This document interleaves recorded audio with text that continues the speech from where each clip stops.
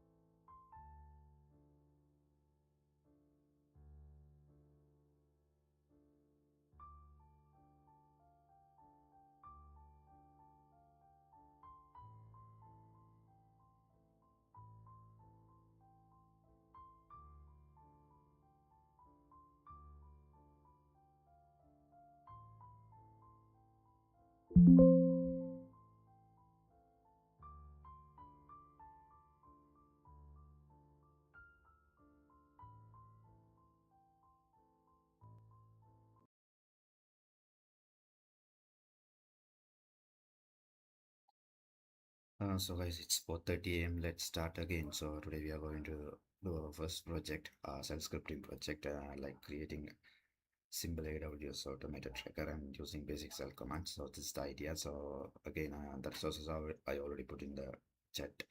You can follow that resources as well. Okay. So yeah, let's start and welcome to everyone this early morning live session. Thank you.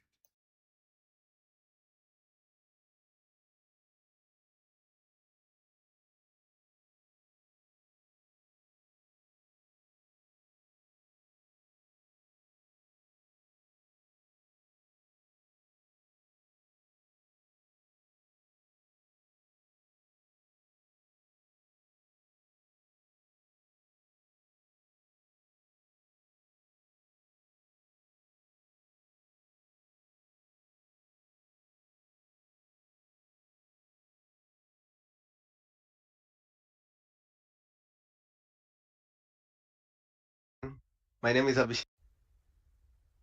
Hello everyone. My name is Abhishek and welcome back to my channel. So today is day 7 of our full DevOps course, and in this class we'll be talking about a real-time shell script project that usually most of the DevOps engineers use when they are on the cloud infrastructure. So firstly, let me explain what this project is and why is it useful, and then we can take a look at how to create this project. Okay. So for the very first thing to say, basically, why would somebody move to cloud infrastructure? Okay. Let's say whether it's AWS, whether it's Azure. So what is one of the primary reasons for any organization to move to cloud. So there are two things, right? So the first thing is the manageability. So let's say you are a startup and you want to maintain your own servers. Okay. So the main problem here is that there is a lot of maintenance overhead. That is, you have to create your own data center, you have to manage your own servers, you have to keep patching them whenever there is a security issue. You have to constantly upgrade those servers. So the problem here is that you should have a systems engineer team or a dedicated team who completely takes care of these servers and the systems.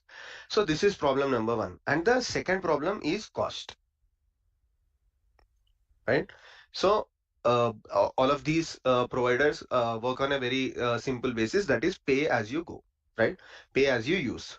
So the concept here is that when you move to cloud, if you're not using certain instances, so you'll not be billed for that. Whereas if you're buying your physical infrastructure for your company, whether you use it or you don't use it, you already have it in your data center, so you have to pay for it.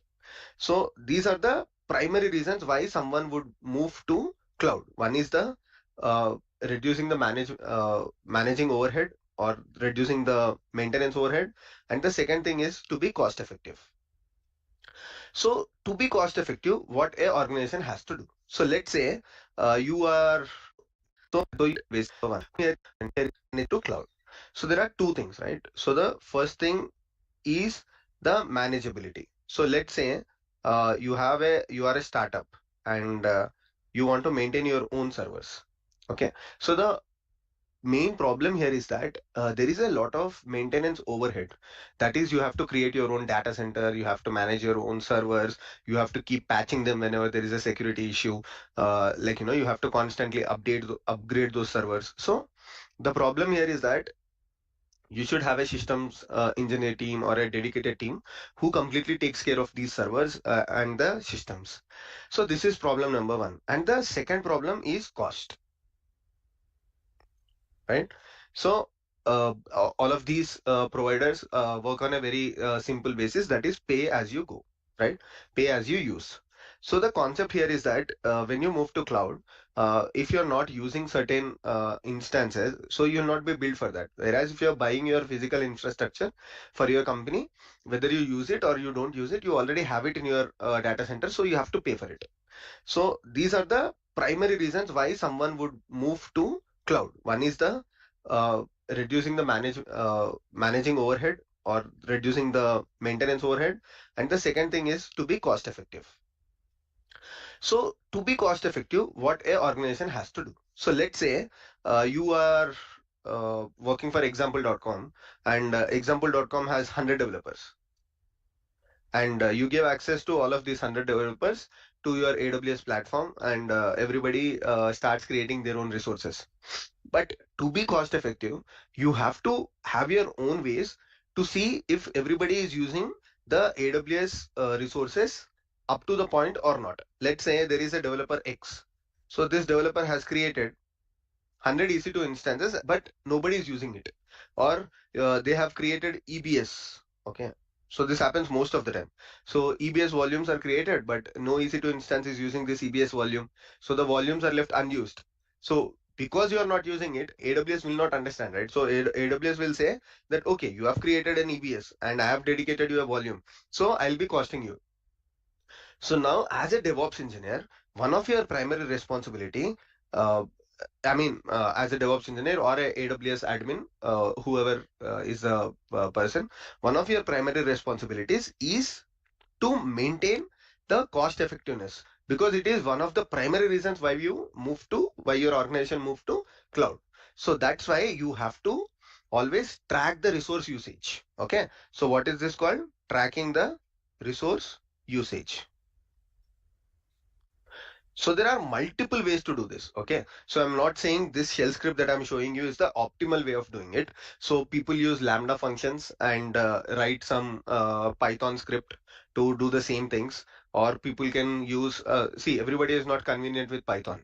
As a DevOps engineer, end of the day, if you can achieve your goal, that is more than enough. So it doesn't mean that you have to write in Python only, or you have to write using AWS SDK or CDK. No, you can write in your own ways. So shell scripting is one of the ways to write it. So in today's topic, what we will do is we will say that there is an organization called example.com.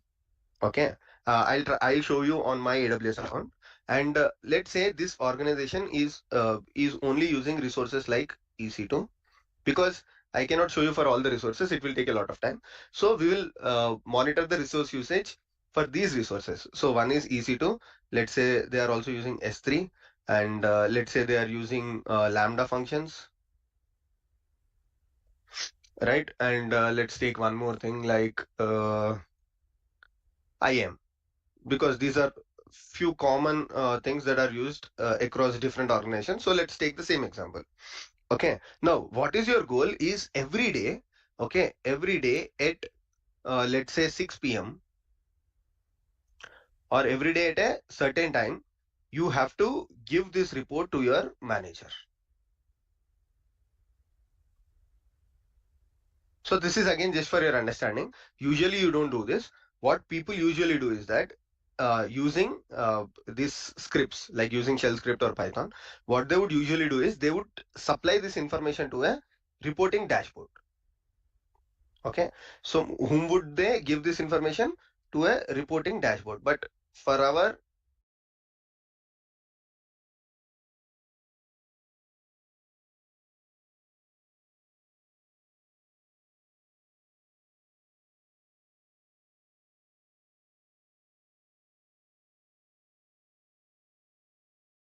shell scripting knowledge purpose today, let's say that we are doing it just for the purpose of your manager. Okay, so ideally you send this information to a reporting dashboard, but in our case, let's say that today you are giving this information to your manager. So how you are giving this information? Let's say that you are writing a shell script. Okay, and using this shell script, what you do is you create a file,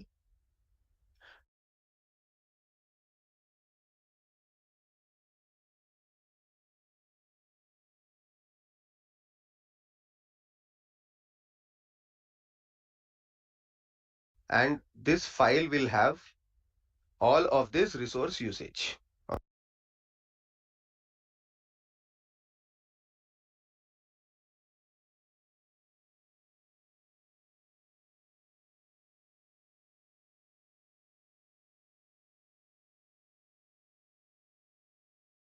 Okay, so how many EC2 instances are active? How many S3 buckets are there? How many Lambda functions are there? How many IM users are there?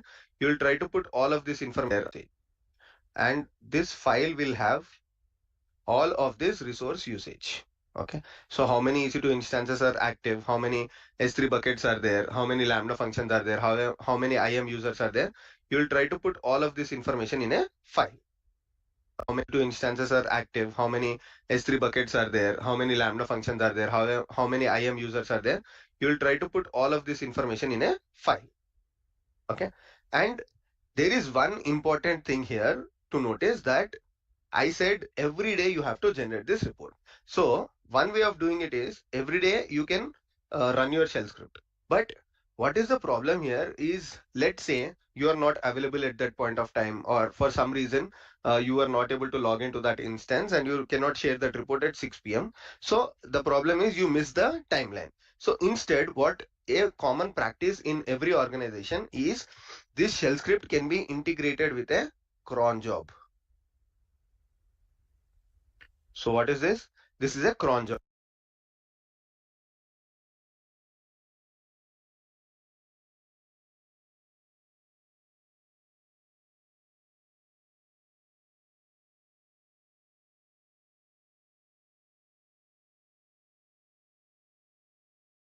So our problem here is, I said every day you have to generate this report.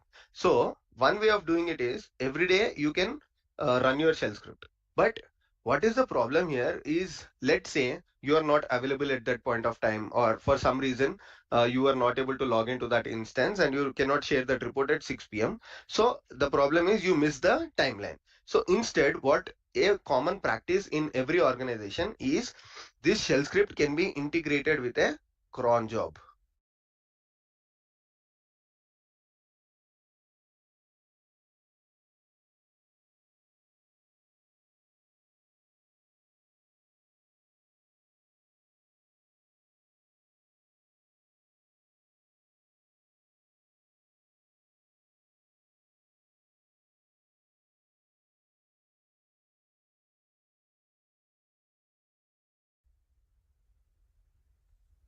So what is this? This is a cron job. So what is a cron job? Cron job is, if you take a very simple example, today we are doing DevOps zero to hero course, right? So every day I'm scheduling my video at 7 p.m.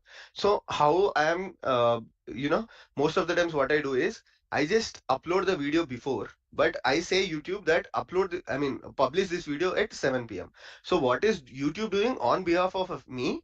It is publishing the video at 7 p.m. So I don't have to log in exactly at 7 p.m. and click on the publish button. So the same way, if you create, publish this video at 7 p.m. So what is YouTube doing on behalf of me? It is publishing the video at 7 p.m. So I don't have to log in exactly at 7 p.m. and click on the publish button.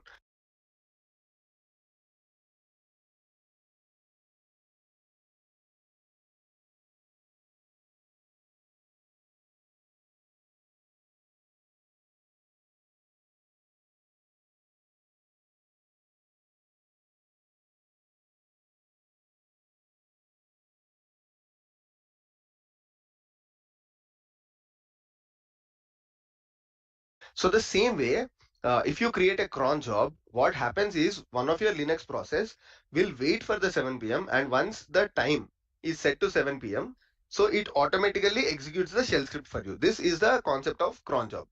Button. So the same way, if you create a cron job, what happens is one of your Linux process will wait for the 7 p.m.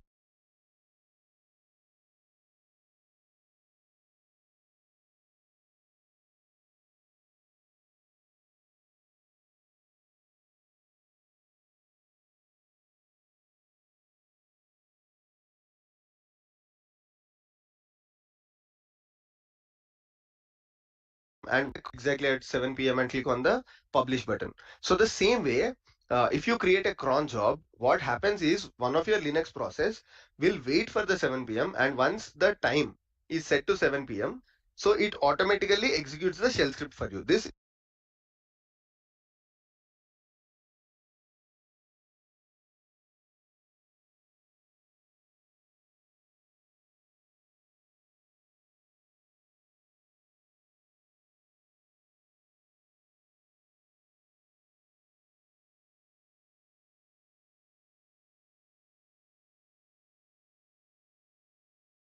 is the concept of cron job. That's it. Very simple.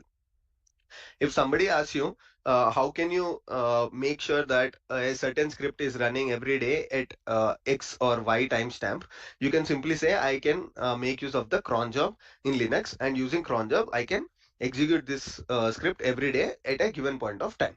Okay, concept of cron job. That's it. Very simple. If somebody asks you, how can you make sure that a certain script is running every day at X or Y timestamp, you can simply say, I can make use of the cron job in Linux, and using cron job, I can execute this script every day at a given point of time.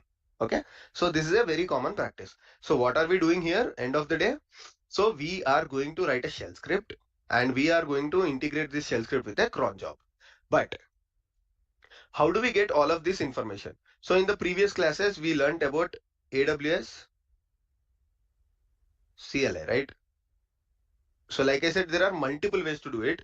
You can do it through Boto3, you can do it using Python, any other ways. But because we are familiar with shell script a bit and we are familiar with AWS CLI a bit, so let me combine both of these things. Okay. So let me combine your knowledge on shell scripting, your knowledge on AWS CLI, and get the output that we require. Okay. So this is what we are going to learn today. And this project you can also put in your resume, because this is a very generic thing that every organization does. Okay, perfect. So what I'll do is I'll stop this screen sharing and I'll show you my terminal and we can start writing the code. Perfect. So let me stop sharing my screen here.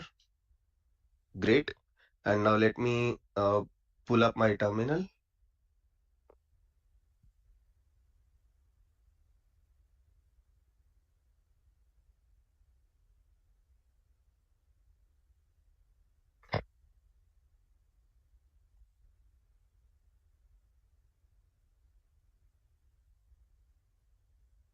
Yeah. So I'm just doing it. Just give me a minute. Great. Done. So right now you should be able to screen my screen. Yes. Okay. So as I told you, what is one of the prerequisites here? So one of the prerequisites is to have your AWS CLI installed. So do I have the AWS CLI? Let me just see it here. Yeah, I have my AWS CLI, but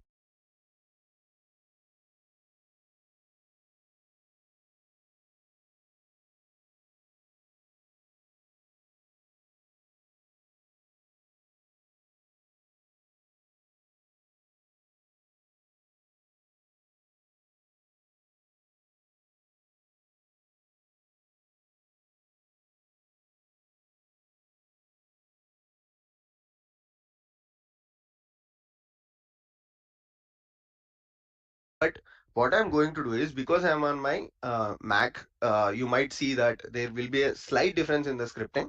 So I'll also connect to a EC2 instance and I'll show you from there so that everybody understands the same scripting using Linux. Okay.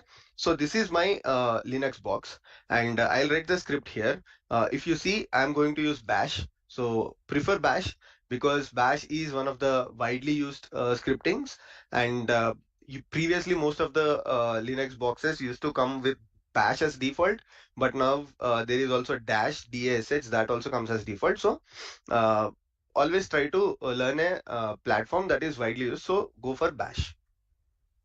Perfect. So do I have AWS installed? The AWS CLI? Yes, I have it installed, and I've also configured my credentials to communicate with AWS. So how do I do that? You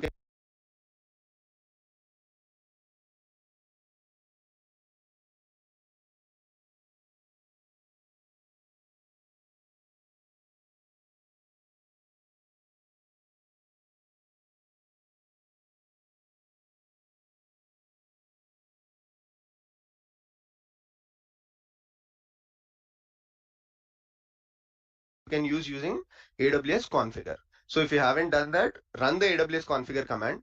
It will ask you the access key, and then once you provide the access key, it will ask you for the access secret access key, and then it will ask you for the default region, and finally your output format that can be JSON.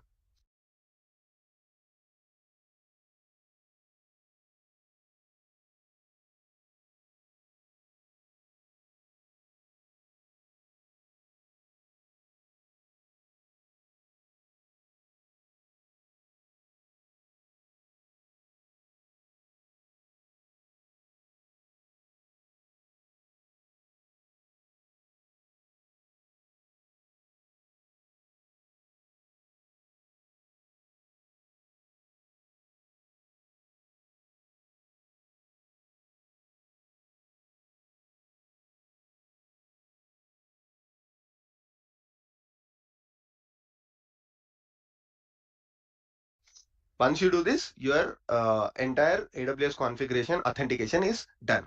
So if you don't know how to get this access key, secret key, watch our previous video. You can get that using your AWS console. Perfect. So I have my Bash platform, I have AWS, I have my AWS configured to authenticate to my AWS account. So now I can start proceeding with it.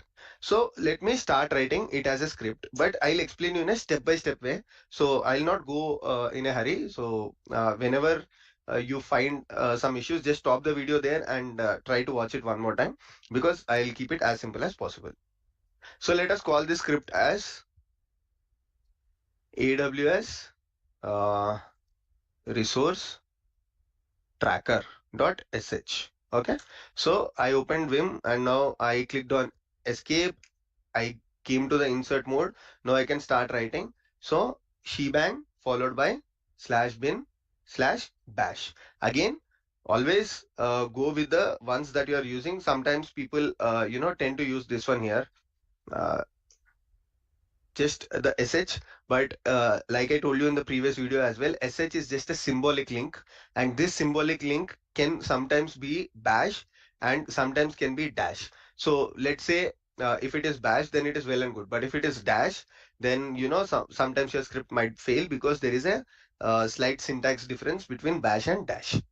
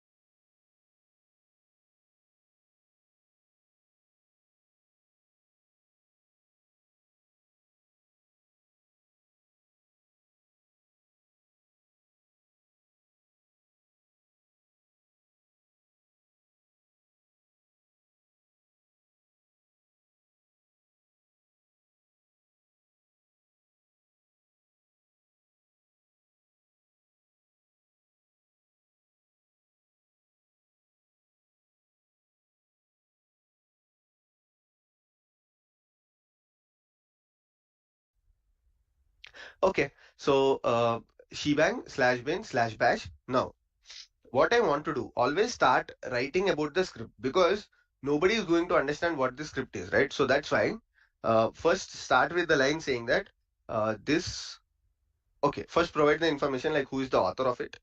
Okay, so in my case, I am the author. I'll say Abhishek, and then provide the other details like when did you start writing this script? So you can mention it as 11th of Jan.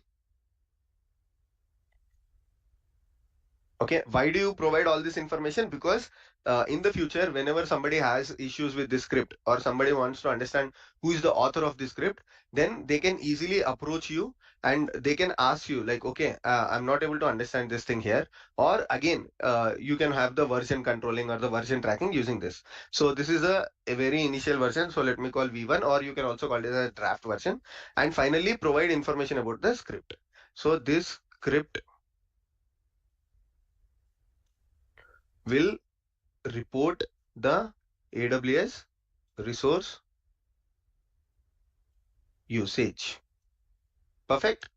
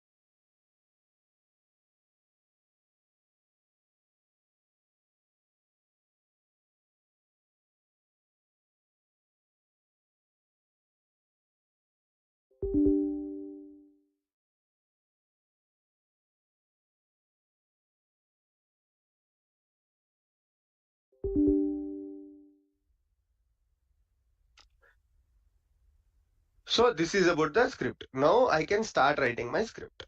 Okay. And for the purpose of simplicity, I'm not going to use shell functions because I can share the script in a GitHub repository using functions, but let's try to keep it without functions and as simple as possible because we are just at day 7 and many people might not be familiar with shell functions or doing it as modular as possible. So I'll try to keep it very simple like I mentioned in the starting of the video.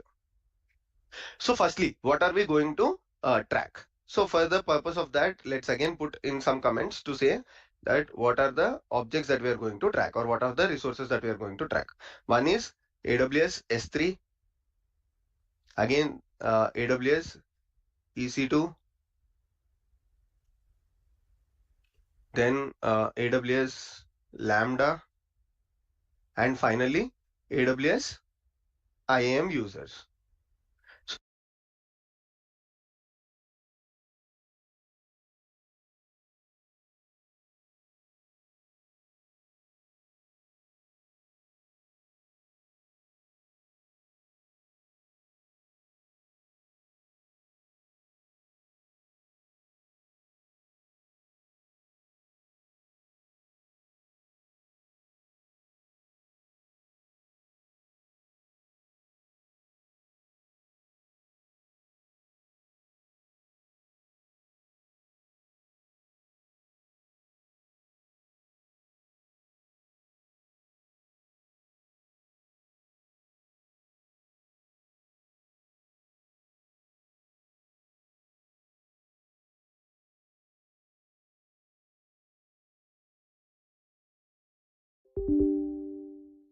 So this is something that the script is going to report back.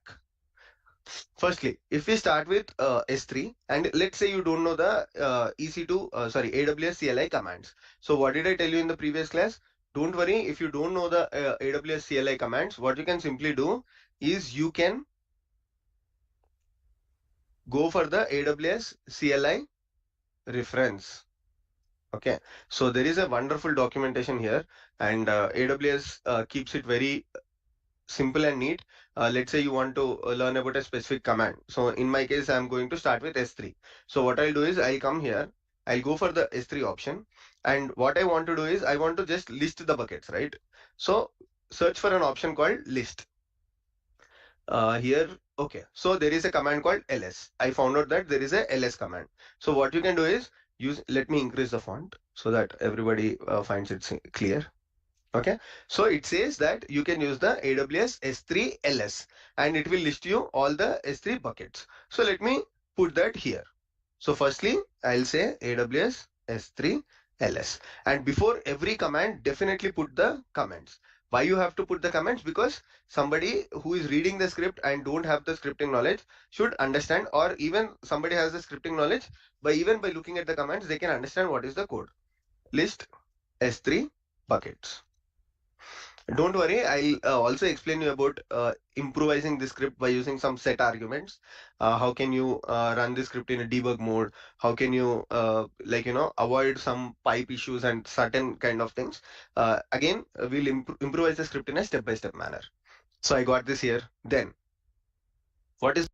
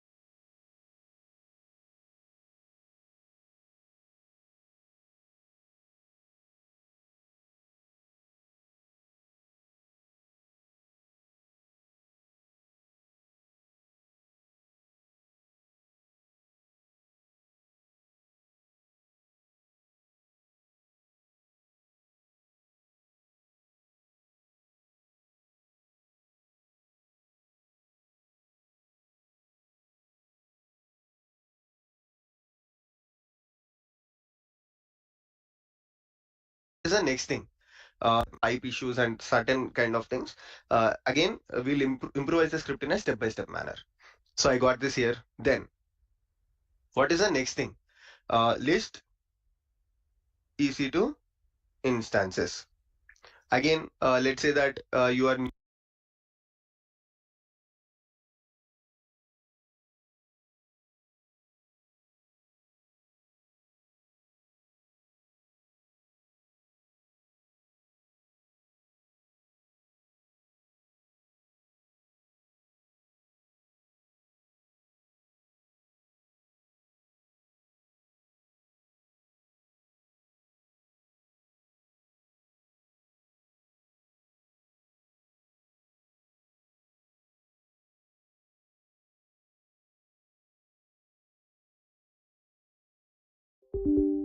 new to AWS CLI instances.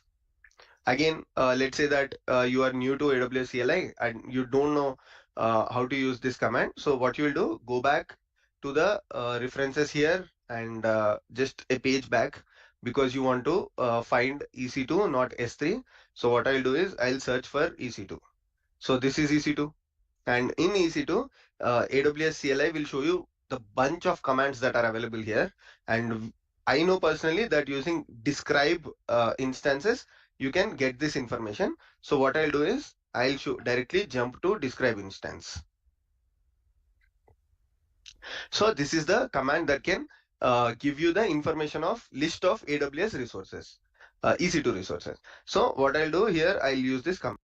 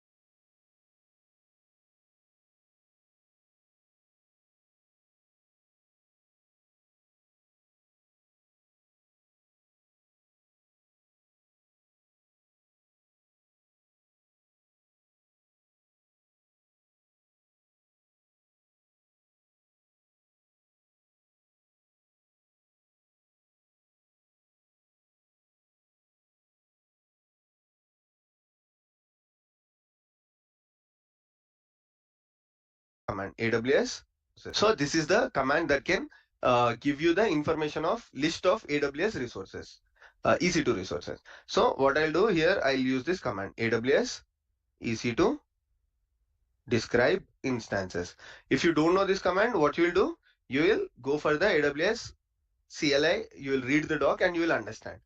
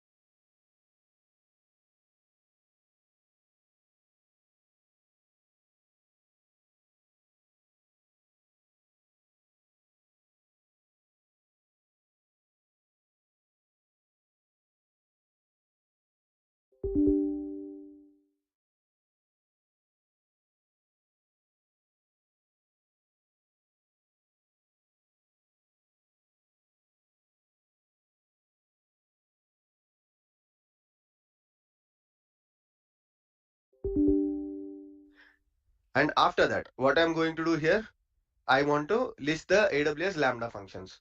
So to list the AWS Lambda functions, what I'll do is list AWS Lambda is something I'll put in the comment section. And here I'll say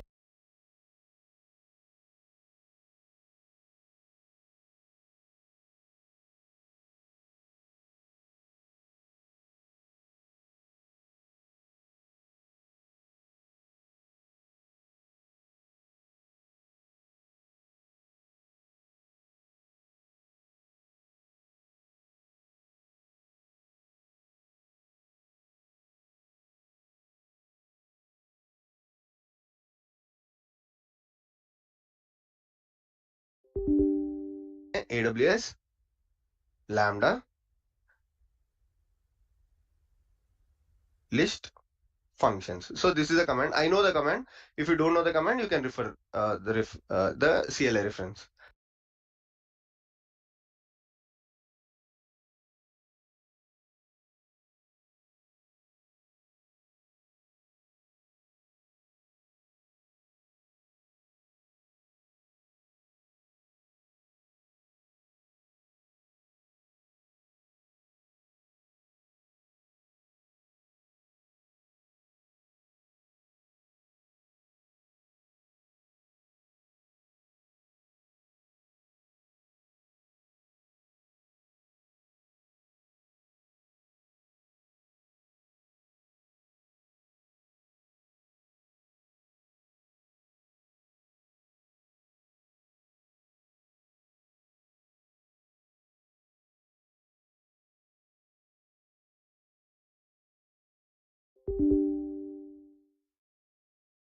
Then finally list IAM users. AWS IAM users. I think this is a command, but even I am not sure. IAM users. I think this is a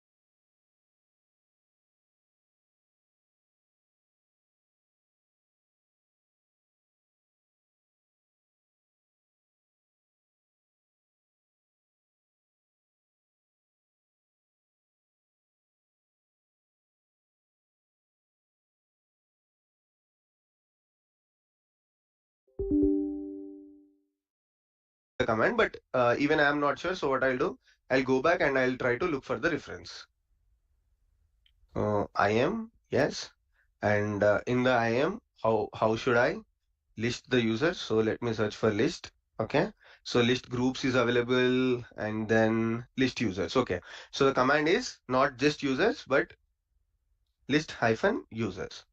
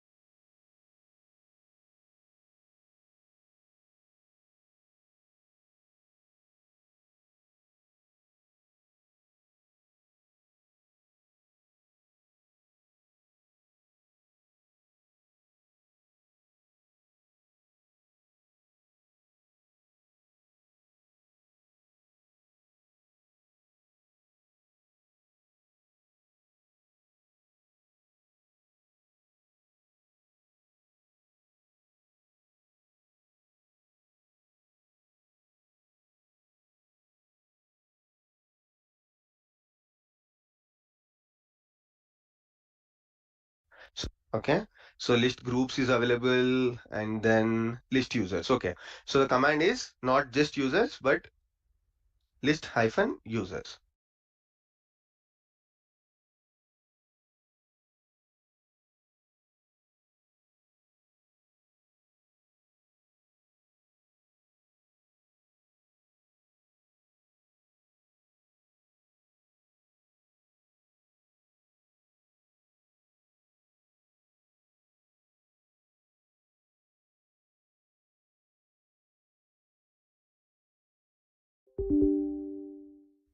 Perfect. So now let me initially run this script and see how we are getting the output. I know this is not the end script. I'll improvise it, but just to stop here and show you the output. Chmod, let's give the permissions for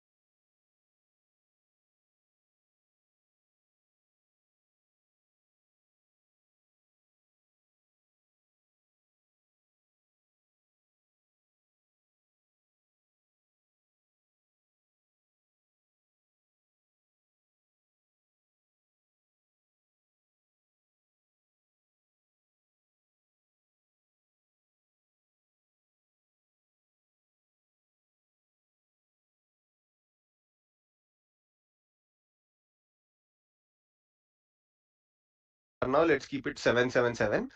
Usually it's not a good practice to keep it 777, but just uh, we can keep it randomly because we are not publishing the script anywhere for now.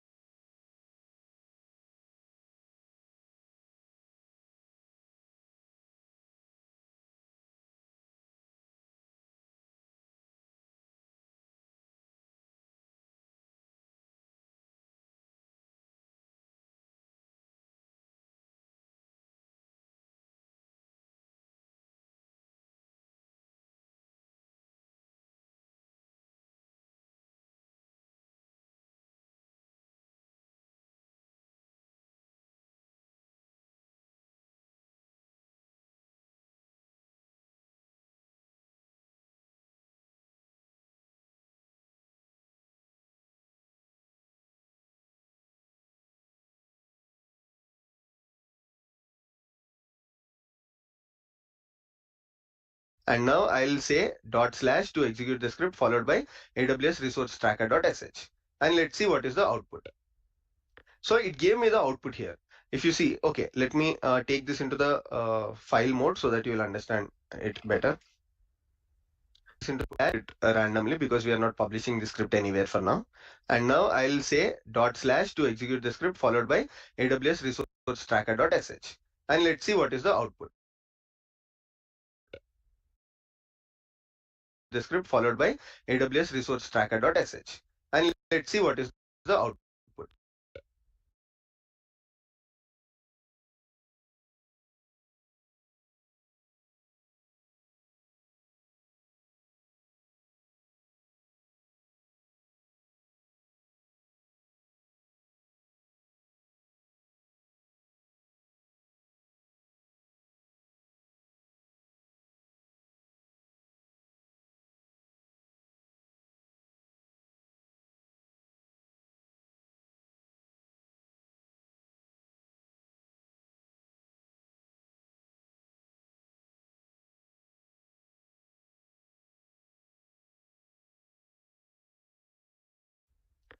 So it gave me the output here. If you see, okay, let me take this into the file mode so that you will understand it better. And I'll redirect the output into a file mode that is using pipe more. So using pipe more, you can easily read it in a better way. So the first one here is the information about the EC2 instances. Before that, we had the S3 buckets information. So this is the that is using pipe more. So using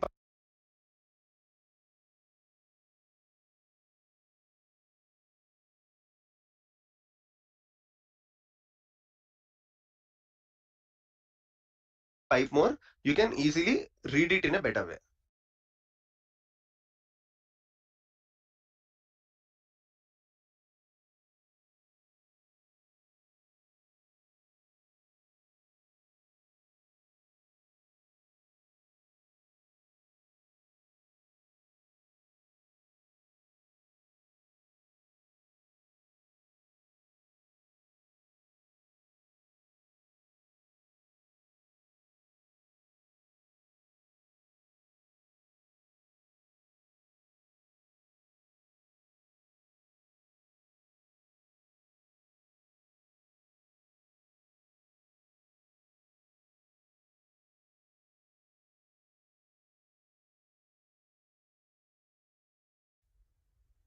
So the first one here is the information about the EC2 instances. Before that, we had the S3 buckets information.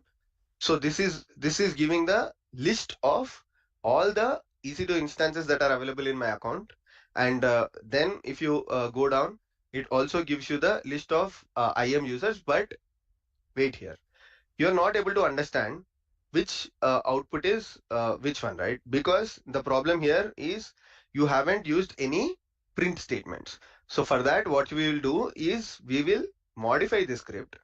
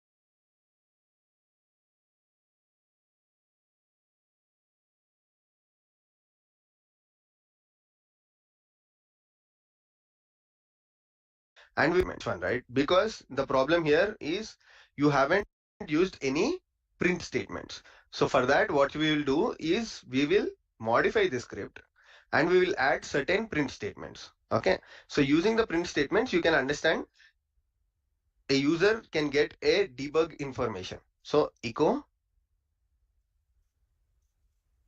print list of S3 buckets. Okay.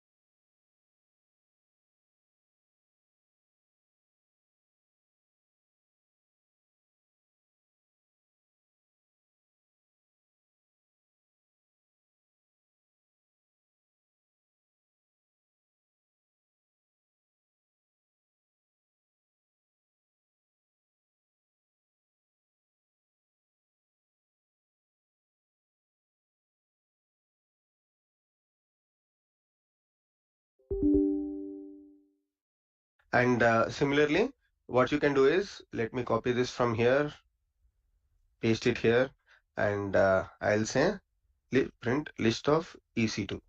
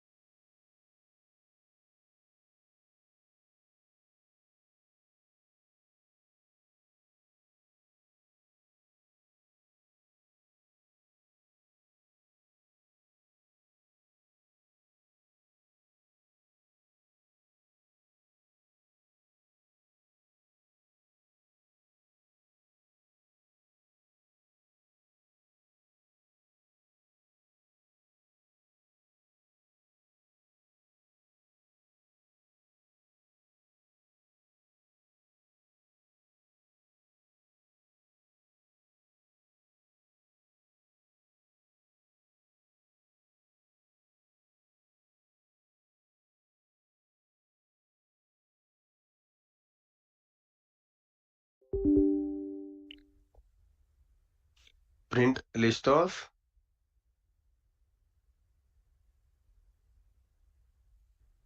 lambda function. So what are we doing here? We are improving the user experience. And I'll also show you one more effective way of doing it. Print list of IAM users. And then there is a very important function. Let's say you are looking at some shell scripts that are written by your peers or your seniors in the organization. They often use something like this: set plus X or set minus E, right? So why are these things used? Because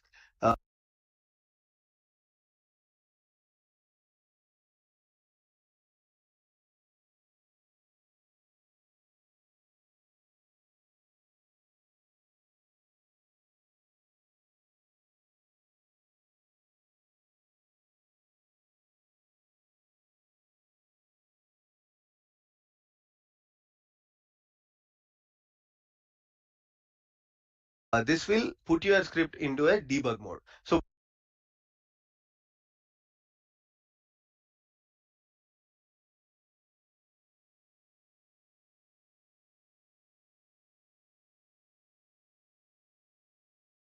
what happens is whenever you are running any script, it will show you that, okay, this particular command is getting executed and this is the output. So let me also show you what happens if I enable set plus X. Also show you that, okay, this particular command is getting executed and this is the output. So let me also show you what happens if I enable set plus X.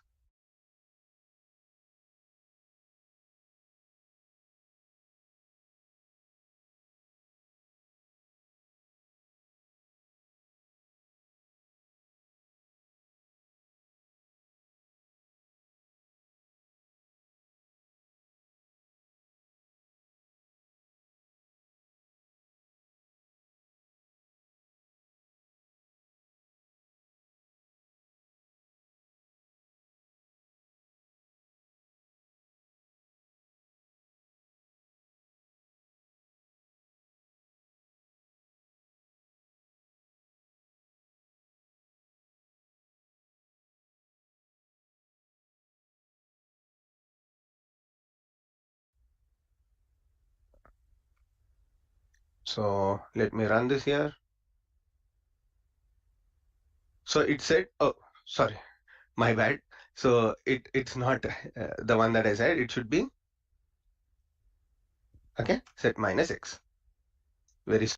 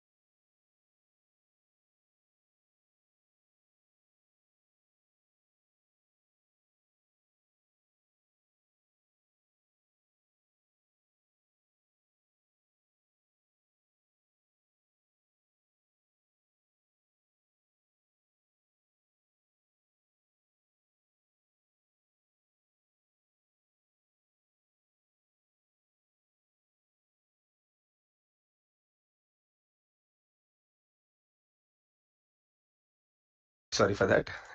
Yeah. So let me run this one off and see what happens. See.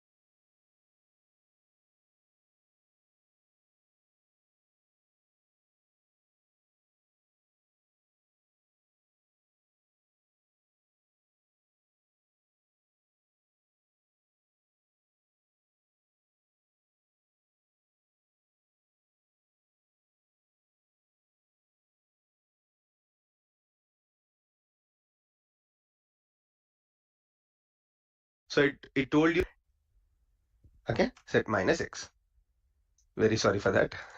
Yeah. So let me run this one off and see what happens. See, so it told you that it is running AWS IAM list user. So this is the command that you have used, and it said that you are using AWS. So it is printing you the commands that you use, right? So it said AWS Lambda list functions. So what is it doing? Echo print the list of IAM users. So there is no IAM users in my account. So that's why there is no oh sorry. So this is the list of IAM users. So I got the output here. Whereas there are no Lambda functions, so I did not get any output. So this way you can uh, get all the information. So firstly, echo print list of S3 buckets. This is a command that we have used, AWS S3 LS, and this is the output. Print list of S3 buckets, and there is only one S3 bucket, that is Penguin flew away. So I just created that one. And then there is describe instances. What is it doing? It is printing list of EC2 instances, and this is the output. And finally, you have the list of IAM users. So this way you can create a report. But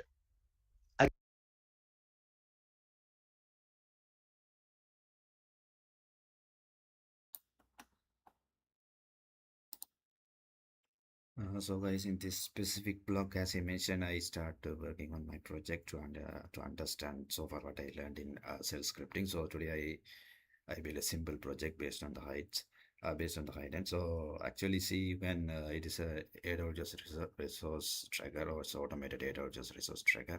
So identify specifically some specific AWS service like EC2 instance, IAM user, and lambda function as well as S3 bucket as well. So actually, since I don't have any resources right now in my new AWS account, so it's give the proper output. Since you can see there's this output like start with plus sign, since my script enabled with debug mode. So for example, if you want to see my script, I will show that one minute. Okay, see, this is the my script. So the debug mode enabled, it's mean I set minus x. Okay, yeah, you tried that specific script. For example, if I comment this specific script, for example, now I comment and give the escape button and let's save the script. Okay. Good. And now again run the script. Okay, and you can see in the below output. Okay, we don't have any in the plus icon like in the earlier one, like because the earlier one I used enable debug mode, but this one it's just now I comment that specific that debug mode was set minus x, and now see it's friendly, so it's only returned out in a different manner. So it's mean it's not in a debug mode. That is the only understanding. So you need to know. So see here, friend list of S3 buckets. Since I already mentioned in my AWS installed a new so brand new account. So since I don't create any resources, so it's that's why it's return empty list or empty JSON format. Reservation. It's a EC2 instance and functions lambda functions. The users also zero is IAM user, and it's when it's come to S3 bucket, it's written as a plain text, so it's empty line, so empty or blank space. That's why it's nothing returned, or like other resources like it's written as empty JSON. So these are the simple script I developed, and we have since developed a neat automated script through the cron job. So we will do after this small break. Thank you so much. If you have any question, please put in the chat. I will reply. Thank you.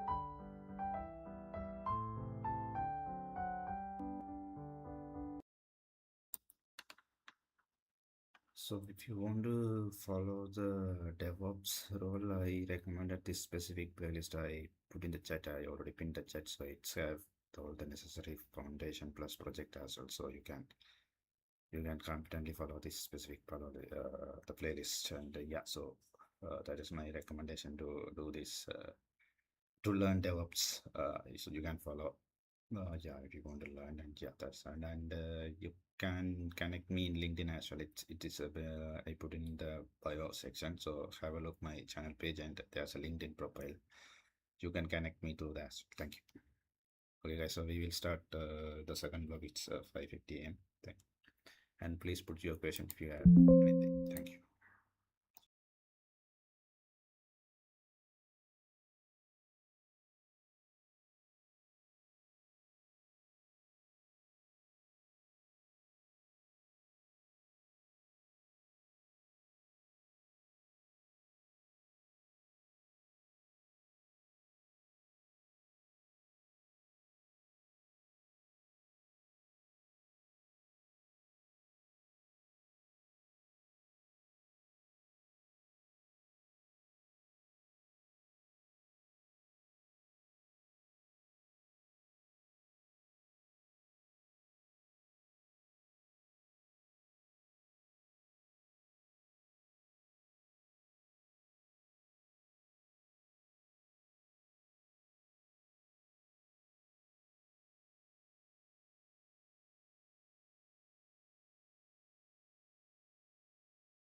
Again, there is of EC2, and then there is describe instances. What is it doing? It is printing list of EC2 instances, and this is the output. And finally, you have the list of IAM users. So this way you can create a report. But again, there is a problem here, right? So this report is generating the outputs, but it is not quite clear to me. So what I thought is I'll only give the AWS instance IDs, because this is a bunch of information, right? So if I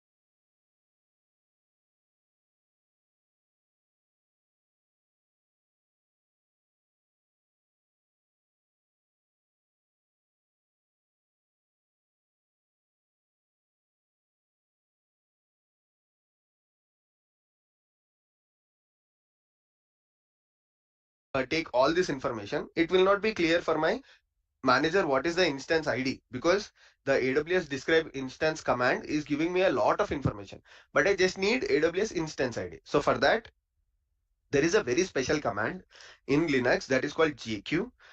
Because this is a JSON that your AWS is returning. What we can do is we can read through the JQ.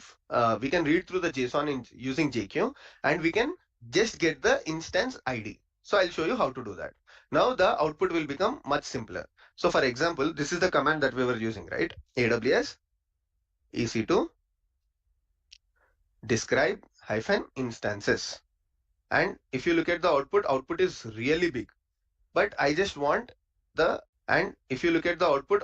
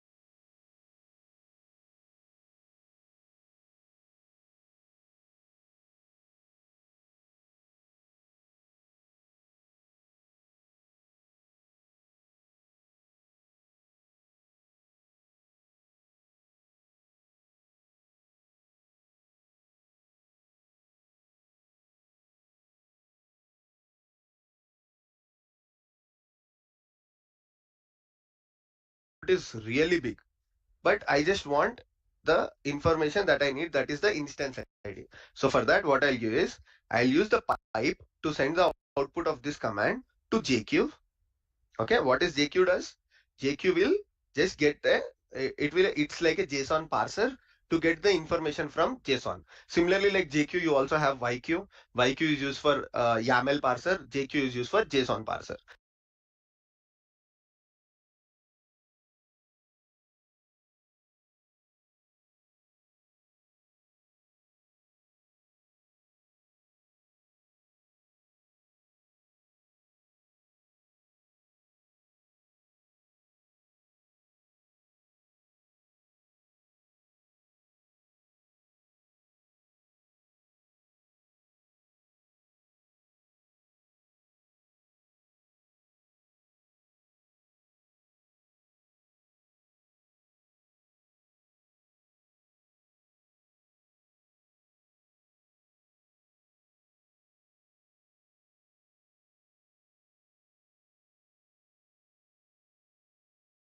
So it's like a JSON parser to get the information from JSON. Similarly, like JQ, you also have YQ. YQ is used for YAML parser.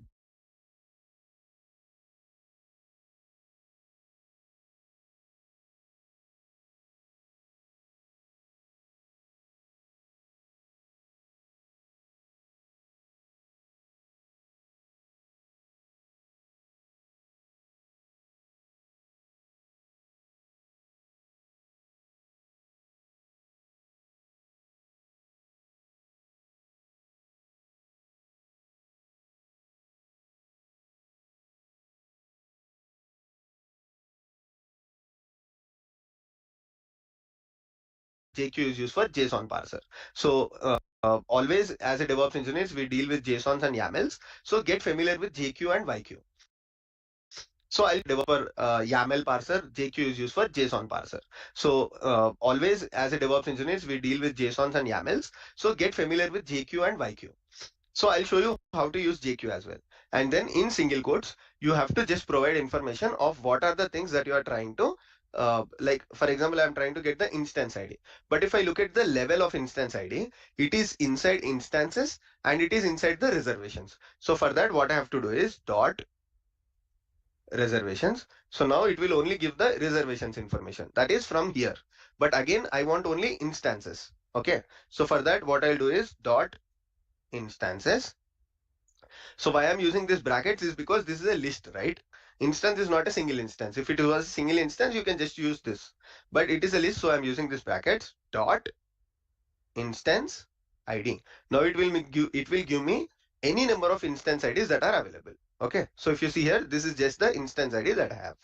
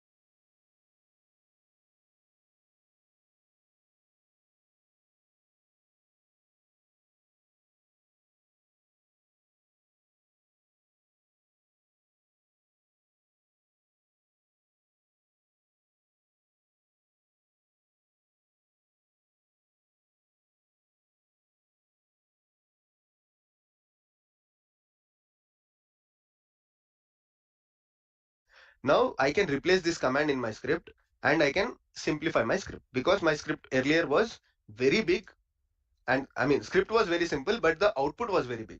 But anybody who is looking at that, they might not be interested. So I can simplify this using the command that I just created.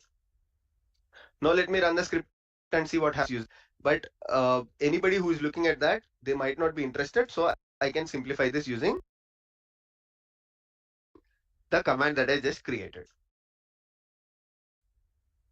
Now let me run the script and see what happens.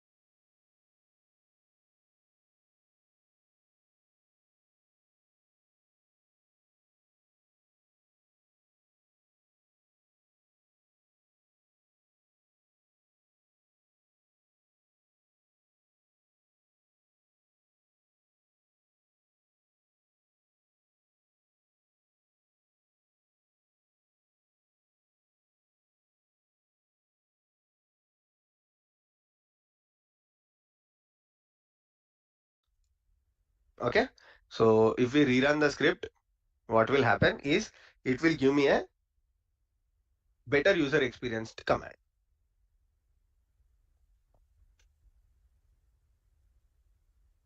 Perfect. So if you see here now, this is just the output. The output started from here. It said echo print list of S3 buckets. It gave me the command that I used, and this is the output here. And then print list of EC2 buckets. This is the command that I've used, the JQ command, and this is the output. Perfect. And then this is the list of Lambda functions. This is the command I used, and this is the output. List of IAM users. This is the command that I've used, and this is the output. Perfect.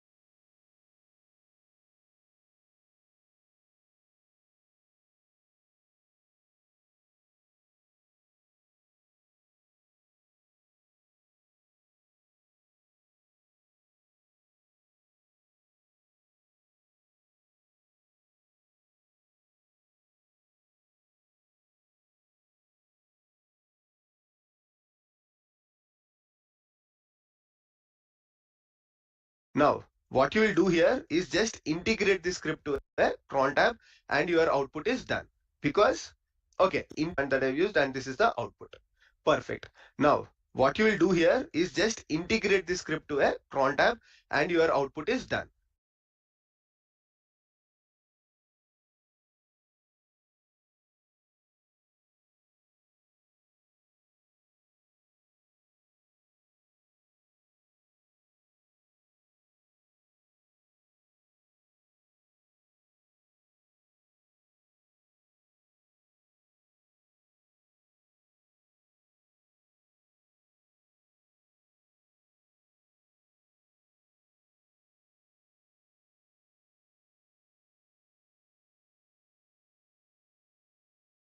Because, okay, let me also show you a thing that how to put this information into a file.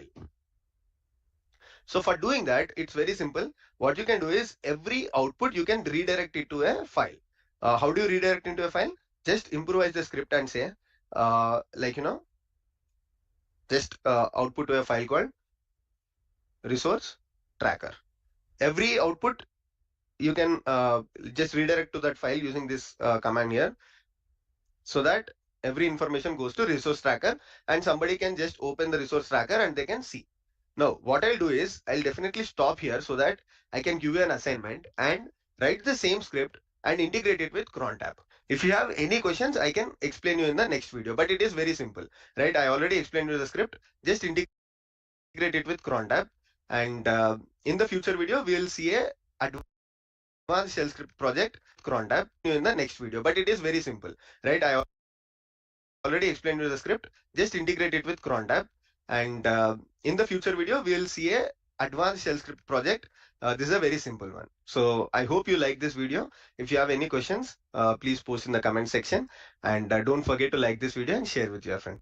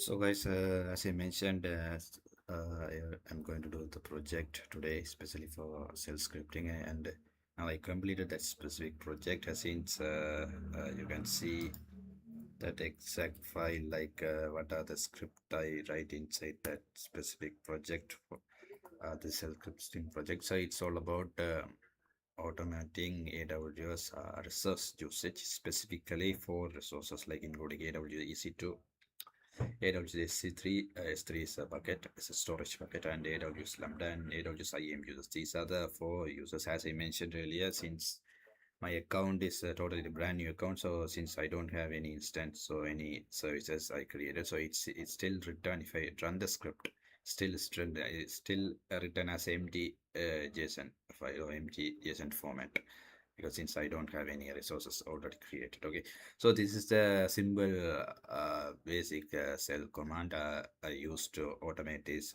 task. So actually it's a basic bash script, but once I created this bash script, I try to convert it through the cron tab, or like it's a configuration file, to in order to schedule this automation, since because we run every day manually ourselves, and maybe sometime we are not available some specific timeline or specific time. So instead doing this task manually, so since we can schedule this task through the help of cron tab, once we configure this file, then SAS considered as a scheduled task, or it's a cron job. Okay, so the task or that specific task also I did through the simple nano editor, so you can see that specific configuration as well. Once wait, I will exit from this beam editor, escape, colon, WQ and explanation mark. Sorry, explanation mark here. So if you want to see that specific the cron tab, and this is that specific cron tab I mentioned, you can simply type the specific command, and if you are trying the first time, then you should choose the specific editor. So here I'm using nano. So here specifically at the bottom I added specific line again. I find this, I get this line through help of Gemini AI. So it's the first that 018 star it's mentioned the time. So it's mean it's scheduled task for the 6 p.m. every day. So 18 mean it's the 24 hours. The next it's where is my file located.